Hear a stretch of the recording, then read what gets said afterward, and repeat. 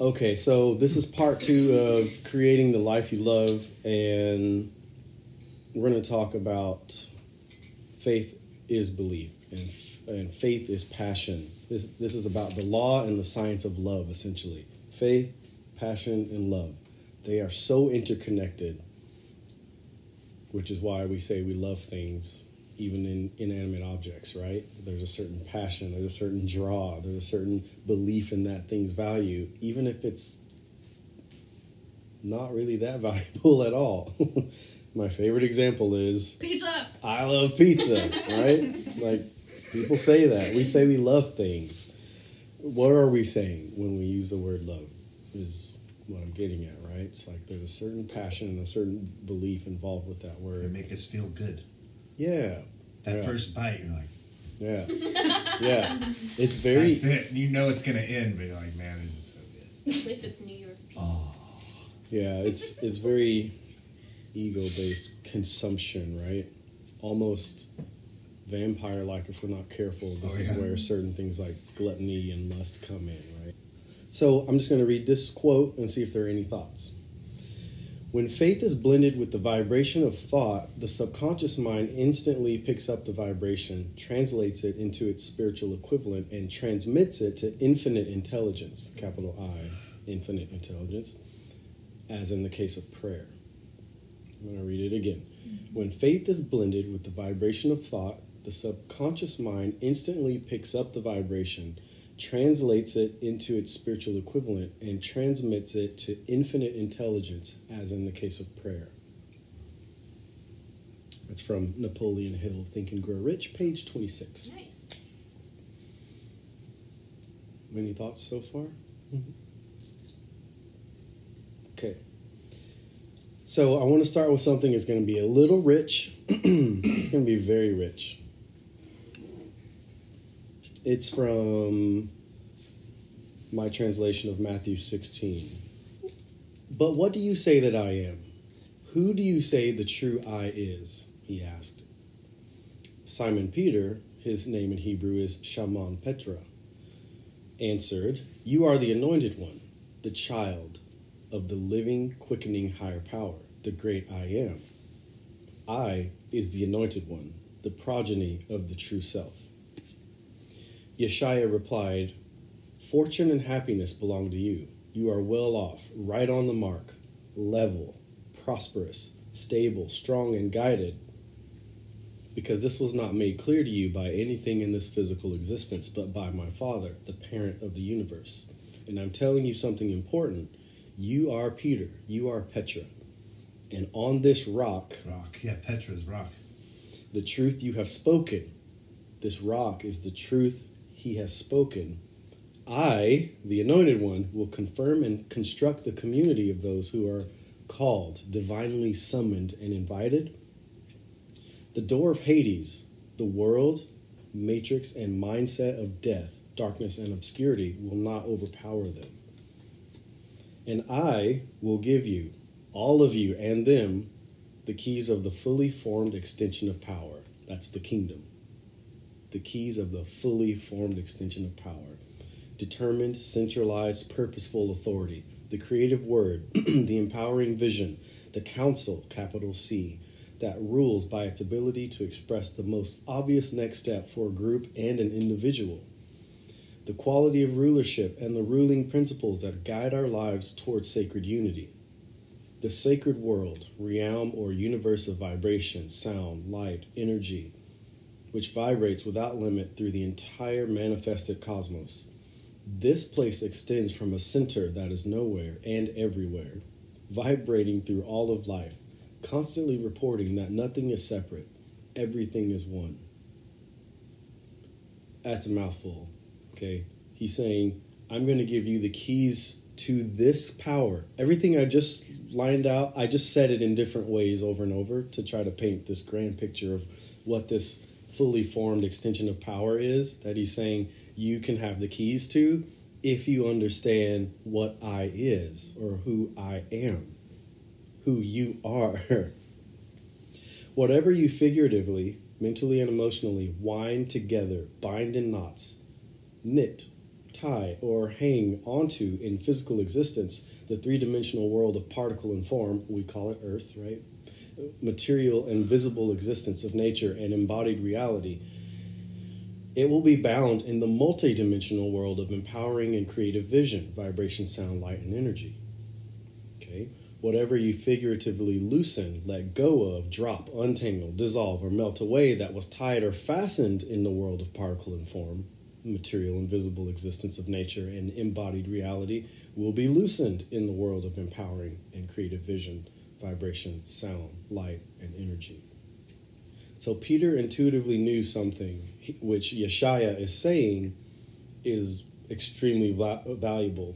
Peter, whose name serendipitously means rock, is the first of the students in that circle to understand a universal principle that empowers and is the foundational support or rock of human life, that the Son of Man, quote, the child of God, is the progeny of the great I Am.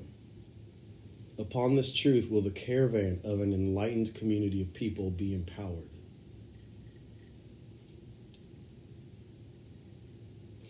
And it mentioned the gates of Hades. The gates of Hades are simply deception. They symbolize an invitation and an entrance that is enticing but leads to a place of darkness, despair, and a waning of true life. The true gate leads to peace, fulfillment, and abundance of love and joy, for it is the gate that leads to true identity and purpose.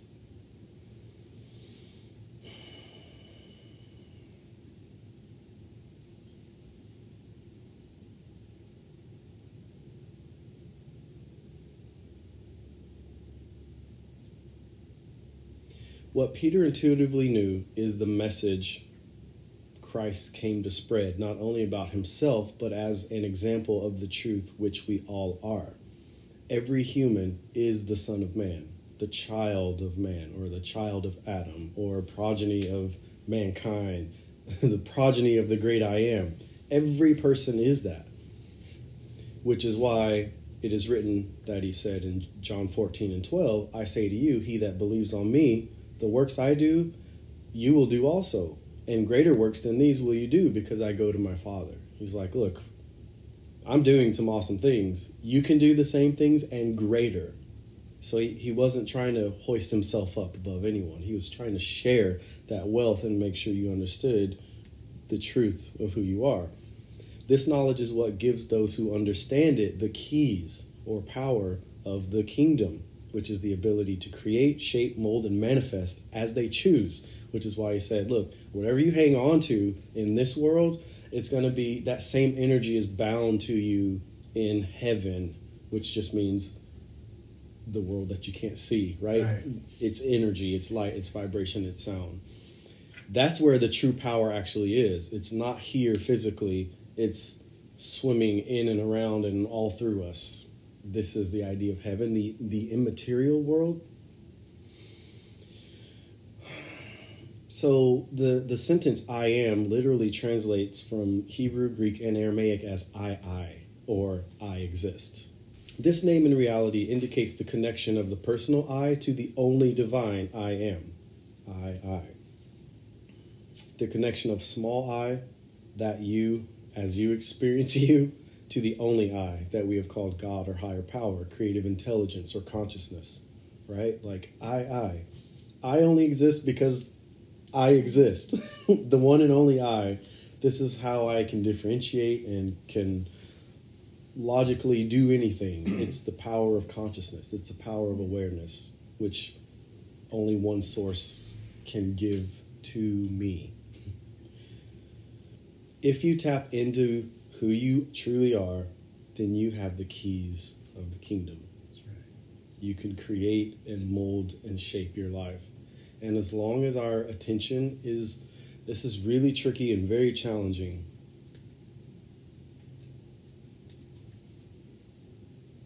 Our faith, our passion, our love is to try to get ahead by things in this three-dimensional experience.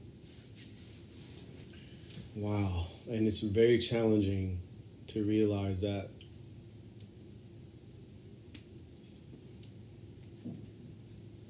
we could be working against ourselves. To think that our peace of mind or our passion or our freedom or whatever is somehow tied to the way this system of things actually works. Meaning, if I think I'm getting ahead, I can't think of another example right now. This is not a hit on anyone. If I've recently talked to you, it's just the first thing in my mind. If we think we're getting ahead by investments, financial investments, okay? I'm putting my faith and my passion into that thing as if it's going to return to me and make my life somehow better. Perhaps make me better. That's just the prime example that's happening in our culture right now, right? But it's saying the kingdom is within. And there are other verses that are like, look, wherever your treasure is, that's where your heart will be also. Yes, there you go. So if you just have the faith to just say, you know what, I'm going to be all right. I've never starved. I'm not going to die anytime soon. I'm just going to put it all here. And in the long run, it's going to be fine. If it's really who you are. Yes. Because the other one is out of fear. Like, right. It's coming. Right. You know? And the other side of that is that doesn't, I'm in no way saying don't invest. I'm not saying you can't seek financial abundance. But how you go about seeking it is the thing. If your faith is in that thing more than it is just in you. Okay, so listen to these words. I am fully capable of bringing about the financial abundance that I seek. Now the faith is here. It's not in the thing outside of me. It's not in my degree or my schooling, my education, my retirement plan. It's not in any of that because all of that can fall apart. Right. Okay, let's get real. All of that can fall apart, you know. Our plans, they can always fall apart. All we have control over is the kingdom or the queendom. This world right here is what I have control over, and that's enough. It's the ego that wants to control other nations and other, you know, right? Mm-hmm. Like the ego is what has caused wars because we want to control. We want to grab onto and latch onto. And it's saying, hey, if you latch onto those things, then that's all you're going to get. These systems that continually fall apart and cause all this harm, and you're going to hate it, and it's going to stress you out, and you will literally create hell on earth by reaching for things outside of you. Because now that's become your higher power. Good luck with that. What you love, believe in, and are passionate about are direct communication with divine intelligence. What you affirm repeatedly, consciously, or unconsciously automatically informs the subconscious mind. Translating thoughts into things and experiences is as simple as see it, feel it, believe it, act accordingly, repeat. See it, feel it, believe it, act accordingly, repeat. And we do this on autopilot, not realize we are seeing the thing, yep. We're feeling the thing, we're believing the thing, we're acting accordingly for the thing, and then we repeat throughout the day or every day. For better or for worse, we're doing this. So the steps are simple, right? You don't even have to be coached in it, but you need to be coached on how to apply it to create what you would love to choose for your life. What do I choose to love? I choose to love, let's just, the best things in life. What are they? Peace. They are peace. They are love. They are freedom to choose. What other things might come to mind? I mean, the best things in life is your food, what you're eating. Food, yes. Like vibrant, nutritious food. Just being able to enjoy good food to eat, yeah. And that doesn't mean it has to come deep fried and slathered in cheese. We're just talking about enjoying the purest form of sustenance and being happy with it, knowing that that's actually gold. Yeah. You know what I mean? Yeah. It's like fast food is not gold, deep fried covered in cheese. The gold is, give me a steak and some potatoes. Like, so simple. So simple, right? See it, feel it, believe it, act accordingly, repeat. Seeing is of the mind. Feeling is of the emotion. Putting energy into motion. Believing is the support. Acting accordingly is living in a way that matches your vision, as if you hold that which you envision. That's a really good sentence. Acting accordingly is living in a way that matches your vision, as if you hold that which you envision. So, for example, Genevieve may see a college diploma, and can she literally see herself holding it? Like, I have it. This is acting accordingly, right? It's like she's seeing it and she's ordering her life in such a way that she knows she's holding the thing. You act as if you know the thing already is. This is like the power and the definition of faith. It's like, yeah, you already are that. Okay, so a little bit about quantum science. Time is relative, and they're saying time doesn't stretch linearly. It's everything is now. Past, present, future, everything is now. Okay? So the thing you're trying to accomplish already is.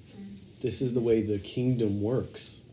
It doesn't work in this limited three-dimensional time frame of trying to look towards the future. It's now. So if you go about the quiz or the test or the paper that you have to write as if you already have the goal, that relieves a ton of stress. Do you know that you've already reached the goal just by your clear love and passion and pursuit of the thing? This is who I am. I've got this. And so I live accordingly, right? I'm going to open that book. I'm going to do my studies. I'm living accordingly because this is part of who I am. It's not a big deal. It just becomes easy. As long as we stay in touch with the who am I and what am I here to do. That's your driving thing that will settle you down to not being distracted. Genevieve's not going to be distracted because she knows what she's here to do. So she's not going to go binge watch something on Netflix and skip her studies. That doesn't add up with who she is and what she's pursuing. And she has that goal in mind. So she begins living out the thing with the end result already. The end result already is. With determination, practice, affirmation, and habit, all of this becomes automatic all the way to the manifestation. Any thoughts?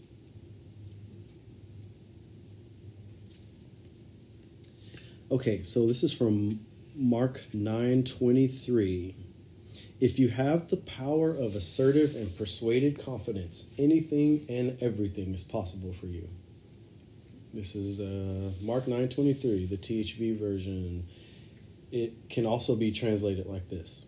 If it is possible for you to trust, being fully persuaded of the outcome, you'll have the power to do or see anything become a reality.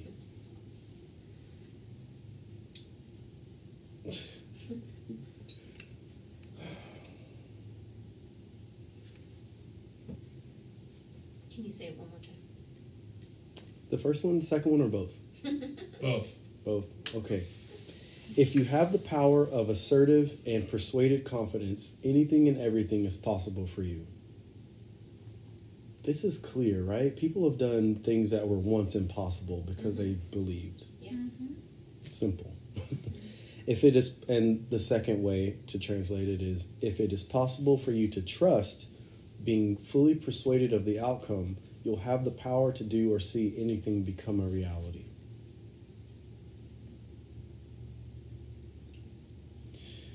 Not having the confidence currently doesn't make the matter an impossibility.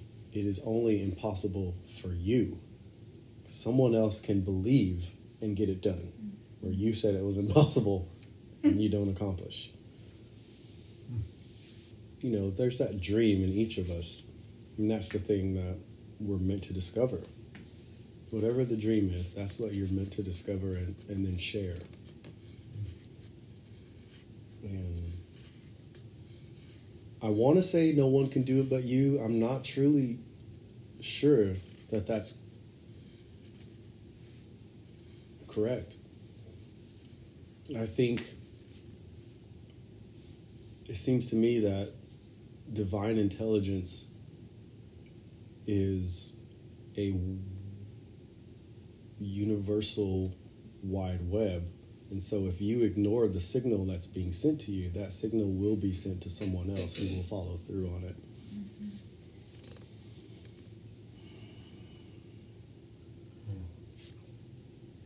That which you hold in your mind or habitually think and feel in your heart is the energetic building blocks with which life works to translate that inner experience to your outer experience. This means without faith, nothing is possible. Faith is simply a strong conviction or an unwavering trust. So if you strongly believe in something that's not great, then life is working on your behalf to bring that about. And these can be the simplest subconscious things that you haven't caught yourself on yet. You haven't reached the point of asking, why do I actually think that? Why am I feeling that right now? So this is where self-awareness comes in. And the keys that we talked about, was it last time? Or 2 times ago, 2 podcasts ago. How's my breathing? How's my posture? What am I feeling? What am I believing? If you can be aware that you are just not feeling good about anything, if you can be aware that you're not feeling good and then just focus in on that, why am I feeling the way I'm feeling? Then now you can start to retrain your thinking. It's the automatic or the autopilot that you've been on, that we've been on for so long, that keeps that cycle going. It can be broken, but you have to pay attention to it. The ego will sit on the throne of your territory, your kingdom, your queendom, if you allow it to. And those chattering voices that repeat and tell the same story day after day, year after year, that's the ego ruling your domain. And you've got to be able to speak to that.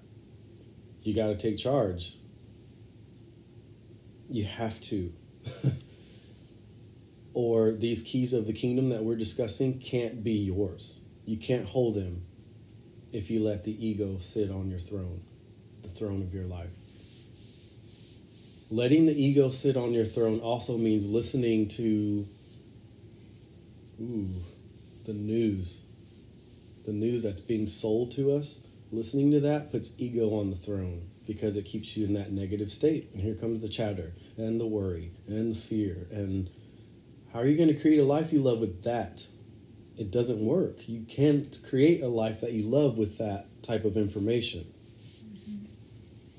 Can I ask a question? Mm-hmm. With disappointment, I mean, that's something that where you had an expectation, it didn't work out, or it didn't happen the way you wanted it to, or whatever. So, I mean, I understand the idea of you can still take that and let it go. You know, you can move it away from you, kind of thing. But how does that play into what you're saying? So you're saying, what do we do with disappointment? Yeah. If we're disappointed in like there's a circumstance, a situation, right, something someone did, or something that didn't happen, and we're disappointed. Yeah. Because really, I mean, it's moving energy around of, well, I was holding on to this didn't happen, I can let that go. But, you know, you still feel it for a while until you're able to move past it or whatever. But yeah, I'm not sure exactly how that relates to what you were just saying, but it's good. That's a really good question. Disappointment. Disappointment is an opportunity to realize you never had control in the first place. Oh, sure. Yeah. And this is, on some level, it's just humility to accept that very thing. That we're not in control. That I'm not in control anyway. And the ego may want to kick back with all sorts of frustrations, right? It's like, yeah. And now it's just a matter of choice. You've pinpointed that you're not in control. You're pinpointing that you don't feel great about the situation, and therefore ego's on the throne saying, why isn't this better? Why isn't this the way I want it to be? But the true you is not concerned or worried about any of these elements that come and go like this. Because the true you is the great I am. Do you understand? Do you understand? There are no worries there. The great I am is not worried, not concerned, not afraid. It is the very fabric and nature and energy of pure love and peace. There's no frustration there whatsoever. Because no disappointment there. None of that really matters, is kind of what it comes down to. I mean, it matters until it doesn't. Meaning it's a stepping stone for this physical person to rise up. So it matters to help me grow. Then I go, wow, okay, I see this now. And then hindsight is 20/20, and I grow and I move on, and so on and so forth. Did you have something? So with the concept of manifesting, how does that relate to not being in control and being humble about that? Good. I like that. That's a good question. Remember, all of this works for better or for worse. So, I can assure you, there are people manifesting through the ego. Mm-hmm. That's a thing. And the majority of people who think they understand manifesting, I'm speaking carefully as I can. I'm not trying to be, I don't know. I'm not trying to be any kind of way about it. But there was a bit of a manifestation fad back a while ago in the early 2000s maybe. And all I want to say about that is ego jumped all over that. But there's another passage, it's in Galatians 6, that says God, or there's so many ways to retranslate God, but God, the great one, and there's only that one. There's only that one. Okay? The great one is not mocked. There's a better way to translate the word mocked. Is not ridiculed, is not ignorant. You can't be sneaky with the great one. It is the supreme intelligence. The supreme intelligence cannot be fooled. Whatever you sow is what you will reap. So if you begin to manifest things through the energy of the ego, you will reap consequences that are related to that. And so while it may look really great at first because you manifested something, it just comes back around. But if you manifest out of love and peace, then your life will be full of love and peace. that was profound.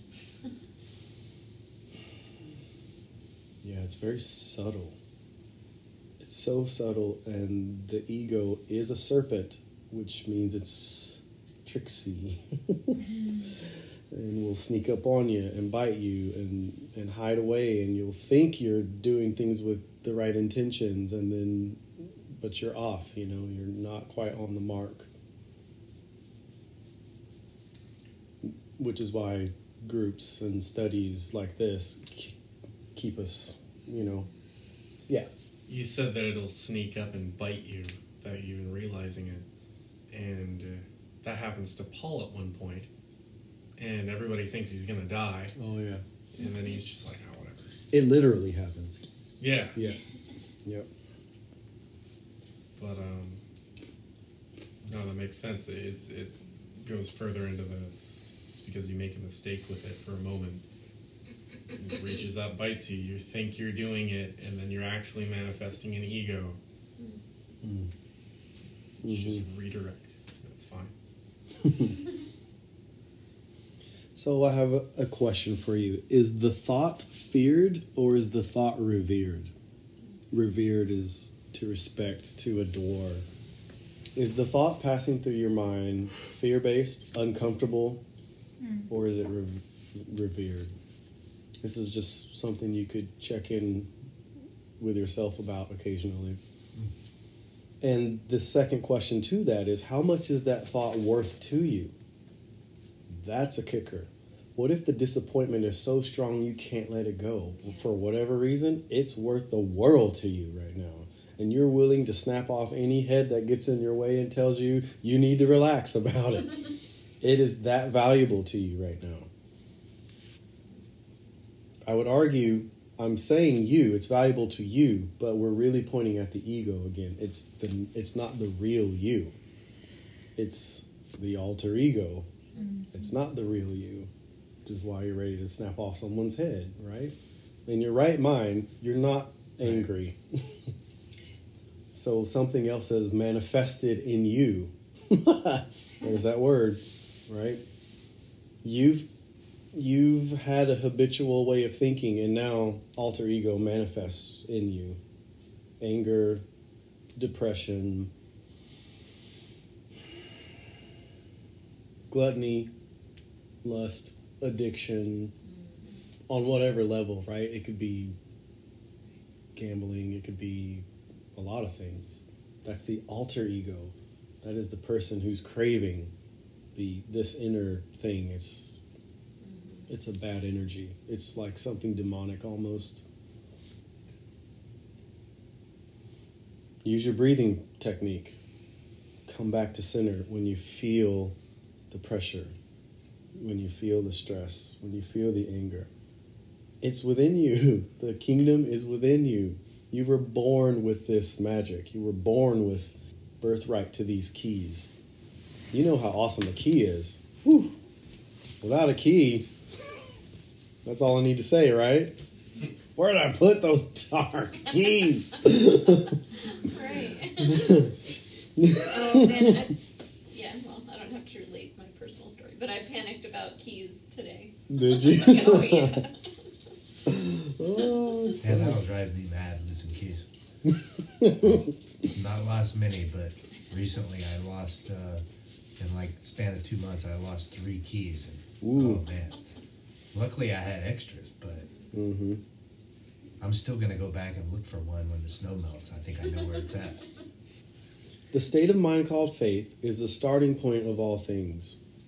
Realize that doubtful, fear-driven thoughts are just as ripe for growth into manifestation as love-driven thoughts. Both are possible expressions of your faith. So we think of the word faith as some religious and positive thing, but it's just a word. And everything in our world can have polar opposite to it. Even our idea of love. We're saying like, okay, there's a true version of love and your relationship with pizza is not it, right? It's like...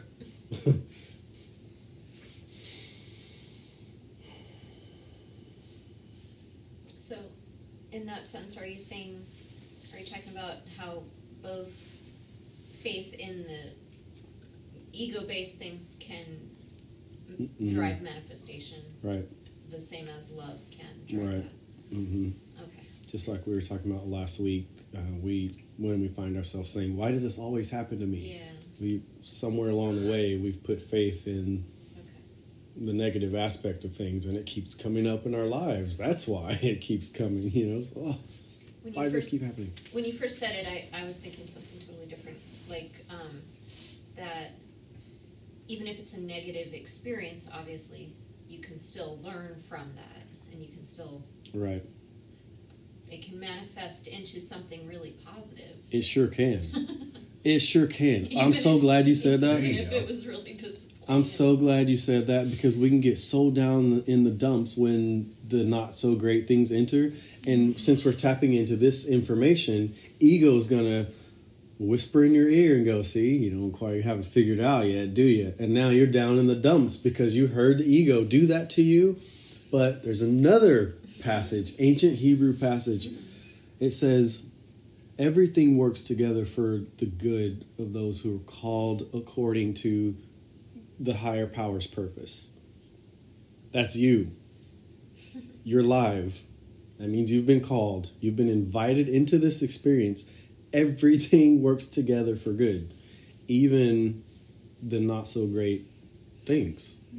Those are the stepping stones like we talked about earlier. It's an opportunity to grow. And unfortunately for us as humans, there's no other way to grow. We're going through what we're now is could be right perceived as a rite of passage. Right. Yeah, definitely. Because there's always been those in history, rites of passage. Mm-hmm. Yeah. Your subconscious mind will and must work with whatever you give it. Your thoughts are pure suggestive power for creative expression in heaven and earth. Back to the passage that said, whatever you hold on to in this experience is what is in the heavenly realm, energy, vibration, frequency. Okay, I just worked on this one today, from Luke 19 and verse 10. It's titled, Son of Man to Seek and Save. This blew my socks off, and I've been waiting to get to it for a couple of weeks, but life kept knocking at my door going, you need to look at this, you need to look at this. And finally I did. It normally reads like this: For the Son of Man has come to seek and save that which was lost. I'm not going to talk about what it's turned into. I'll just tell you how this new THV translation goes. The child or children of Adam. Okay, we say Adam, but in the ancient language it's Adam. The child or children of Adam, or the progeny of mankind. It's saying it's the same thing. Whose principal action is wrapped up in the birthright and responsibility to realize, rebuild, and repair the family name, capital F, capital N, and the sacred reality. I, we, they have come to seek in order to find and preserve that which is lost, seemingly useless and causing misery. Or the heirs and disciples of sacred self-life breath energy. It's a large idea that we have no word for in English. But the sacred self is the same as sacred life, is the same as sacred breath, is the same as sacred energy. So I'm trying to pull it all into one idea so that you realize that this self is the energy and breath of life, and it is the energy and it is the breath of life.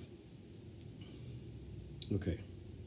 The heirs and disciples of sacred self-life breath energy, individually assimilated I ams of the one I am, whose principal action is wrapped up in the birthright and responsibility to realize, rebuild, and repair the family name and sacred reality. They, we, I, have come, endeavoring, desiring, and requiring that which has been forgotten, stolen, and seemingly destroyed. Okay, I'm going to read it one more. Again, it's different, but it's the same. Different ways of saying the same thing. This is how amazing the ancient language is. You can pull it out in different ways, but it's very poetic, and it's amazing. The descendants of primordial personhood, heaven and earth beings, this is mankind, whose principal action is wrapped up in the birthright and responsibility to realize, rebuild, repair the family name and sacred reality. I have come seeking with inquiry and meditation, considerable thought and reasoning, striving to find and protect that which has been lost, but is true about life. Okay, seeking and saving that which was lost has become a religious paradigm that is extremely narrow. This seeking and saving is not just about the man called Christ looking for lost people. This seeking and saving is about everything that is lost of truth on every level of our existence. The most important of all being true identity. Okay, so furthermore, intertwined with each person's unique purpose is the universal purpose to save that which is lost, the truth of our identity. This is our journey in life. We are here to seek and find, like a game, seeking and finding that which is lost and hidden right in our face. The beauty of who we are, what we are, where we come from, and where we're headed.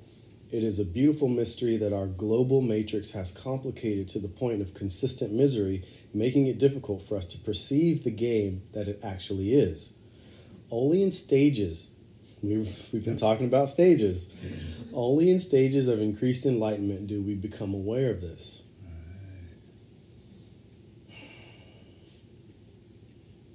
Essentially, what that verse is saying is that each one of us comes here to seek and find the truth of who we are. When it says the Son of Man came to seek and save that which is lost, and each one of you are sons or daughters of mankind.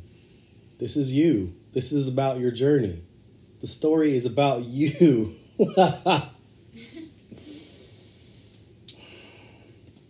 And a part of that journey is realizing it is your birthright and your responsibility to realize, rebuild, and repair the family name, which is our global community, right? This is the family name and the sacred reality that we are in. We're trying to realize it and rebuild it. Turn off the lies. Let's get to the truth, right? Who are we? You've come to seek in order to find and preserve that which is lost, seemingly useless and causing misery. It's seemingly useless. Ooh. You've come endeavoring, desiring, and requiring that which has been forgotten, stolen, and seemingly destroyed. Oh, so many ways we could dig into that. Yeah. Another way it says is you've come seeking with inquiry and meditation, which is just a way of saying like constant rehearsing in the mind, considerable thought and reasoning, striving to find and protect that which has been lost but is true about life. That which is lost, seemingly useless and causing misery. It's like, what is this all about? Everything's meaningless, which Solomon the Wise had something to say about. You should go to that in that's in Ecclesiastes. It is in Bible Redefined under Ecclesiastes. It's probably the only one there. He was the first nihilist, essentially. He was like, everything's worthless, and he was the most powerful man on the planet, and at least at that time, maybe of all time, the wisest person in existence. But he came to another conclusion at the end of his book. And he found a revelation, right? It is the very search hardwired into the existence of personhood. Into each one of us, this search to seek and find that which is lost, it's hardwired into us, which is why, especially in an ego-driven age, we have a mindset or a state of mind, or I'm looking for a word, I can't find it. Nihilism, whatever you would classify this school of thought. Existentialism. Oh, there we go. Mm-hmm. It's born out of our very nature. It's our very hardwired nature to consider these types of things, right? It's not special. Everybody does it. People have been feeling and thinking that way for ages, right? It's what you're here to do. It's what makes the person is to go through it. Yep. And then you discover. We get conflict sometimes with people. We go, how come they don't see? And it's just like, well, they haven't. They didn't start to decide to move that way yet. You know, they're working on it. They're still like, right. Maybe they're still like, is the TV really bad for me? You know, maybe they're still there. You know, but they'll get there, right? What's interesting is that it seems to me like nihilism comes to the conclusion and then that's it. Oh, they. Right? Just total giving up. Everything's meaningless. Yeah. So whatever. We've all had those phases, right? Here, nothing exists. Right? Screw it all. Doesn't matter.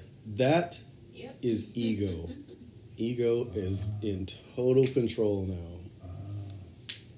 And then the cycle of manifestation in that order comes, in that way of thinking comes. So now life is only reporting to that person who is the nihilist that their conclusion is true, because the manifestation keeps coming to them. So they're locked into that matrix. They can't get out. Which is where that phrase self-fulfilling prophecy comes from. Yes, it becomes a self-fulfilling prophecy that everything's meaningless, there can't be a God, and well, you're the one manifesting It's that. almost like self-pity in a way. Oh, yeah. We're saying that the way I think, my faith, or my belief, my unwavering trust in one thing or another is what brings the manifestations into my life. And you can choose to create using this power. We're clearly just pointing out the struggle that we have and how easy it is for us to manifest things that we don't love, things that we wouldn't actually choose for ourselves. So one more passage is from Matthew 7. It's pretty straightforward. It's titled Ask, Seek, Knock. And it says, if you ask with a true longing to know, it will be brought forth. If you truly seek, requiring what you desire, you will get it, literally and figuratively. If you expectantly knock at the door, it will be opened.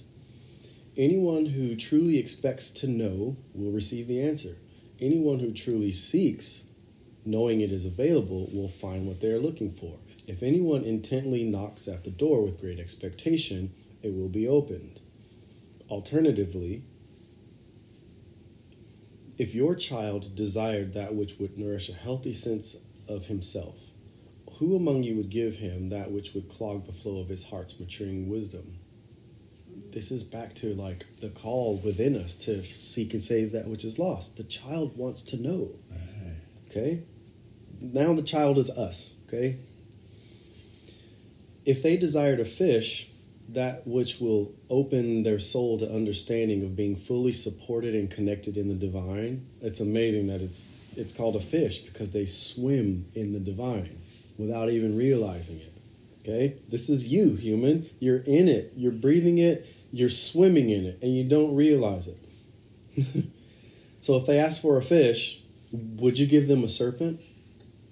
That which creates immature beliefs and lies and false personalities and lack of identity, the ego, right? You wouldn't give them a serpent. Now, if you, in your unripe state of mind, right, you can come up with nihilism and think you're special, lacking spiritual maturity, ignorant of true identity, if you can attempt to supply thoughtful support and direction at the right time and place for children, how much more will the divine parent of the universe, the life giver, the creative guardian, the original ancestor, give you all that is required for your inner growth, harmony, and balance to help you find and maintain your place in the flow of life?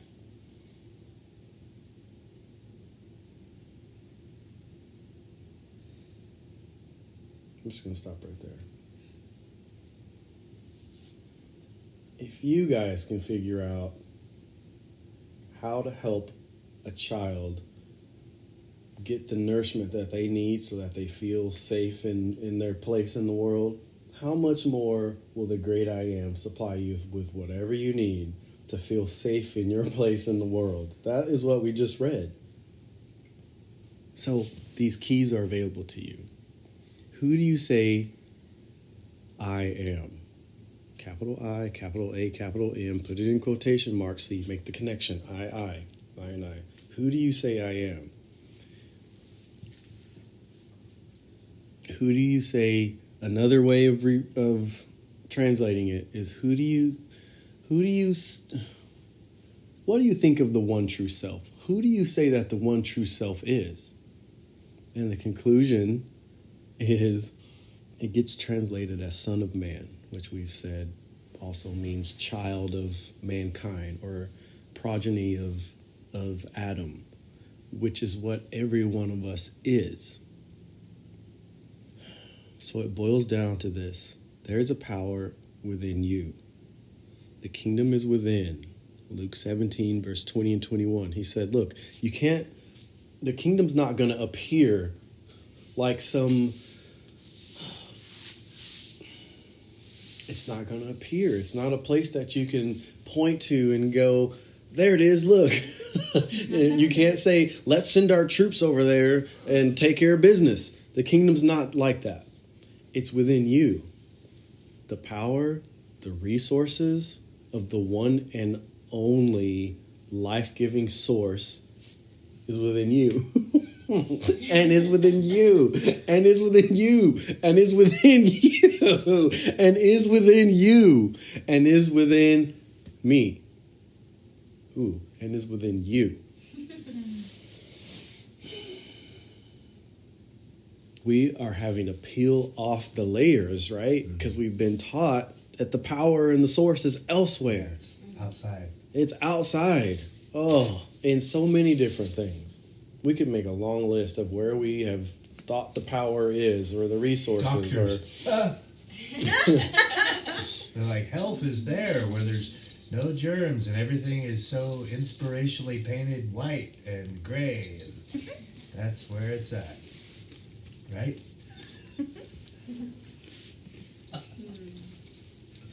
So how do you tap into it? We did the breathing practice. Breathing. How's my breathing? How's my posture?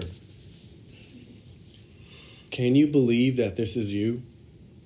Can you believe that this, capital T, is you? This is how you tap into it. You have to believe it.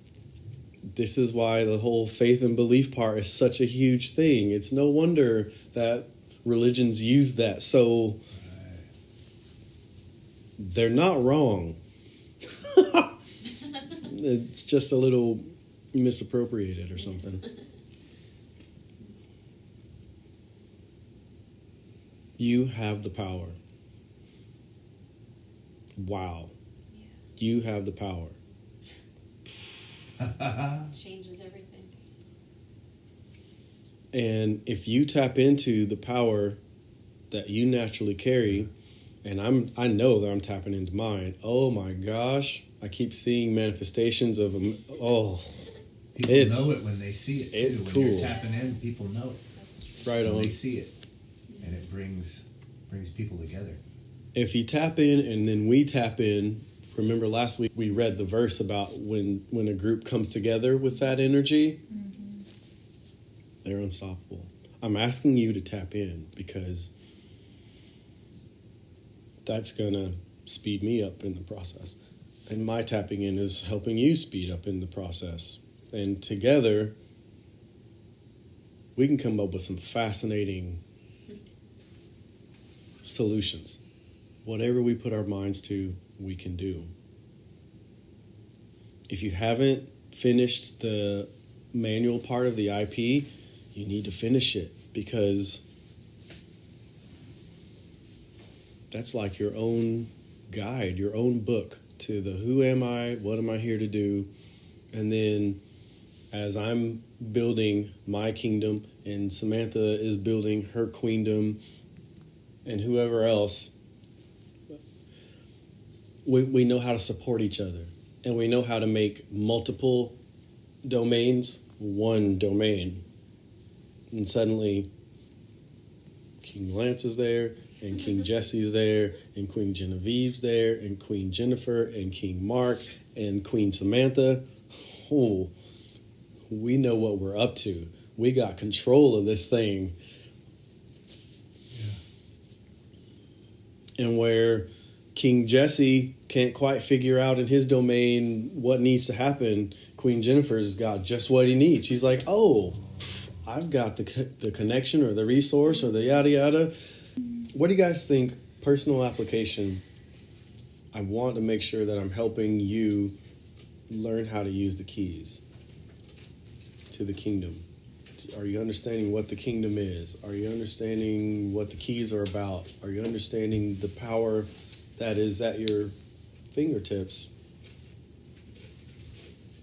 Are there any current situations in your world where you're like, I would really like to learn how to apply this to this, or I'm struggling with this, or anything like that? I'm investing in stocks. Okay. Nicely said. I'm remembering how to relax again. It's the whole thing. Say that again? I'm remembering how to relax because I've just spent like 8 weeks in full go mode, like strict. Mm-hmm.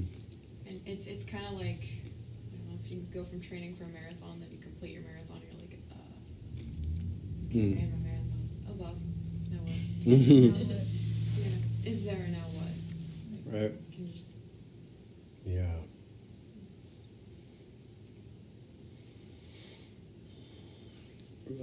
I guess in response to that, when I was saying being convinced of the ancient practice of breathing, another way, and I've called it MedCon, short for meditation and concentration.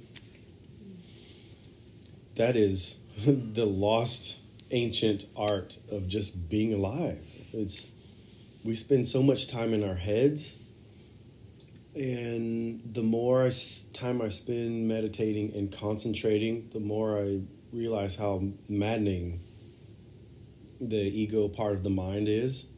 It's always spinning, it's always calculating, it's always going, and therefore it's easy for us to just be in a constant state of stress just because of the mind. Even if we're not doing anything, the mind is going, but being able to center, being able to settle down and sit with myself, go within, it really is an art. And again, it's your birthright. You have the right to know what peace is.